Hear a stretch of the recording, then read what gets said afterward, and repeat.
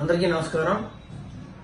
విద్యా దీవెన నిధులు విడుదల కోసం ఒక కార్యక్రమంలో మన దౌర్భాగ్యవశాత్తు ఈ రాష్ట్ర ముఖ్యమంత్రి బెయిల్ మీద బ్రతుకుతున్నటువంటి జగన్మోహన్ రెడ్డి మరి ఎప్పట్లాగే హిరణ్య కశిపుడు ఎలాగైతే విష్ణుమూర్తిని తలుచుకోకుండా ఉండలేడో అదే విధంగా మా పవన్ కళ్యాణ్ గారిని తలుచుకోకుండా ఉండలేని పరిస్థితుల్లో ఏవేవో గతంలో ఎప్పుడు మాట్లాడే విధంగా మాట్లాడుతూ వచ్చాడు.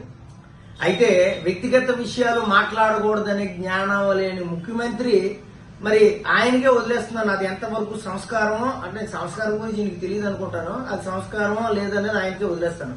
అసలు రాజకీయాల్లో గతంలో ఎప్పుడు కూడా వ్యక్తిగత విషయాల గురించి మాట్లాడేవారు కాదు.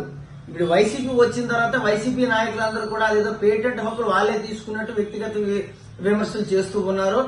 దురదృష్టం ఏంటంటే ఇటువంటి వాళ్ళు మనం భరిస్తూ ఉండడం.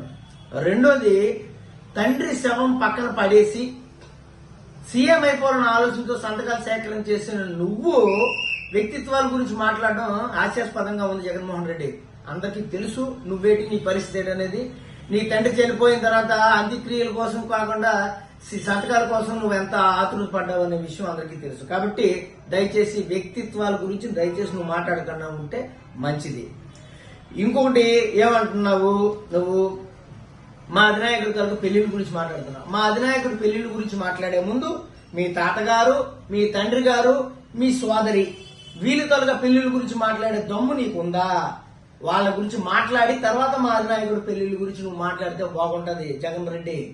ఎందుకంటే ఇప్పటికీ అందరూ సహనంతో ఉన్నారు. దగ్గరికి వచ్చే ఎన్నికలు తర్వాత నీ పరిస్థితి ఏమవుతుందో తెలియదు. కాబట్టి కొంచెం ఆచి తూచి మాట్లాడితే మర్యాదగా ఉంటుంది, తెలుసుకో.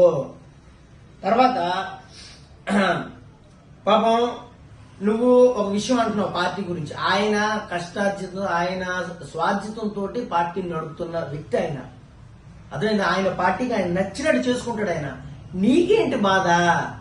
నీలాగా ఒకరు పెట్టిన పార్టీని లాక్కోలేదు ఆయన.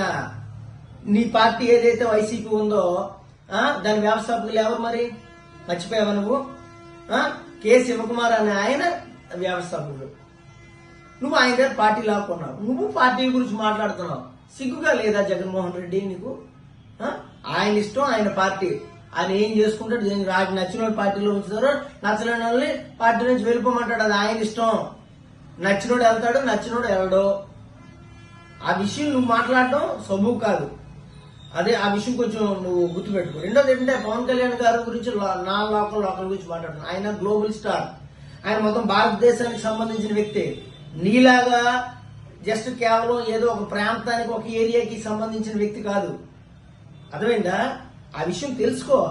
ఆయన మొత్తం భారతదేశానికి సంబంధించిన వ్యక్తి కాబట్టి ఆయనకి లోకల్ నాన్ లోకల్ ఉండదు. ఆయన ఎక్కడున్నా ఒకటే కింగ్. ఎక్కడున్నా ఆలోచించాల్సిన అవసరం లేదు ఆయన గురించి. అర్థమైంది? ఆయన ఎక్కడికి వెళ్ళినా జనాలు అంతే విధంగా వస్తారు. ఆ విషయం తెలుసుకో. లోకల్ నాన్ లోకల్ అని చెప్పి నువ్వు ఏదో చెప్తే ప్రజలు వినే పరిస్థితుల్లో ఈ రోజుల్లో లేరు. రెండోది, పాపం ప్రతిపక్ష నాయకులకి ఎలాంటి విలువ ఇవ్వాలో తెలియని నువ్వు, నీకు సలహా ఇస్తున్నాను. గతంలో ఉమ్మడి ఆంధ్రప్రదేశ్ లో ఉన్నప్పుడు సభాపతిగా మా జనసేన పార్టీ నాయకులు నాదెండ్ల మనోహర్ గారు సభాపతిగా చేశారు. ఆయన దగ్గర నువ్వు ట్యూషన్కి వెళ్ళు, తెలుస్తుంది, కొంచెం నువ్వు నేర్చుకుంటావు. అంటే ప్రతిపక్ష హోదాలో ఉన్న నాయకులకి ఏ విధంగా విలువ ఇవ్వాలనేది ఆయన చూస్తే నీకు కొన్ని తెలిసి వస్తాయి. తెలుసుకో దయచేసి. ఏం మాట్లాడుతున్నారో ఏంటో అనేది మీకు అసలు తెలియడం లేదు మీ ఎవరికి కూడా.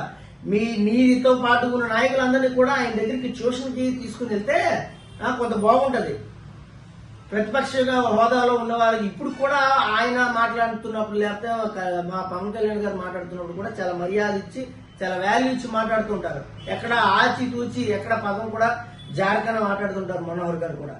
కాబట్టి అటువంటి వారి దగ్గరికి వెళ్ళి నువ్వు కొంత ప్రాక్టీస్ అయితే బాగుంటదని చెప్పేసి నేను ఈరోజు నిన్ను కోరుకుంటూ, మళ్ళీ ఇలాంటి మాటలు కానీ నువ్వు మాట్లాడావంటే ప్రజలు చూస్తూ ఊరుకున్నారు. పోనీలే అనేసి ఇంకా ఎలక్షన్ అయిపోయిన తర్వాత నువ్వు ఎక్కడుంటావో ఏంటో పరిస్థితి తెలియదు. కాబట్టి కొంచెం ఆచితూచి మాట్లాడితే బాగుంటుందని చెప్పి నేను నీకు హితవు పలుకుతున్నాను. ఓకే, కొంచెం జాగ్రత్తగా ఉంటే మంచిది.